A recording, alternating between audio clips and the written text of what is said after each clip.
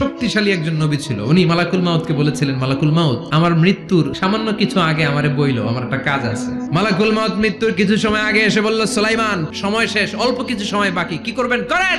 সাইয়েদনা সুলাইমান জিনদেরকে ডাকলো, ও জিনেরা, বিশাল একটা প্রজেক্ট আছে, প্রজেক্টে কাজ শুরু করো। আর কিছু জিনকে বলল, চারদিকে গ্লাস ফিটিং করা একটা রুম বানাও। সাইয়েদনা সুলাইমান আলাইহিস সালাম গ্লাস ফিটিং করা রুমের ভেতরে ঢুকলেন। এই রুমে ঢোকার দরজা নাই, হাতে একটা লাঠি নিলেন, লাঠির মধ্যে ভর করে দাঁড়িয়ে রইলেন আর জিনদের দিকে তাকিয়ে রইলেন। জিনেরা এত বদমাশ ছিল, সাইয়েদনা সুলাইমান দাঁড়িয়ে না থাকলে কাজ করতো না, দাঁড়ায় না থাকলে আজও লোকজন কাজ করতে চায় না, ঠিক কিনা?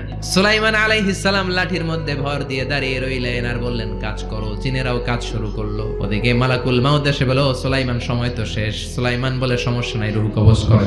মালাকুল মাউত ওইভাবে লাঠিতে ভর দেওয়া অবস্থায়, দাঁড়ানো অবস্থায় সাইয়েদনা সুলাইমান আলাইহিস সালামের রূহ কবজ করে নিলেন। উনি এমন ভাবে দাঁড়িয়েছেন, রূহ চলে গেল, লাশ হয়ে দাঁড়িয়ে রইলেন। লাঠির মধ্যে দাঁড়িয়ে আছেন, জমিনের মধ্যে লুটিয়ে পড়ে নাই। সুবহানাল্লাহ।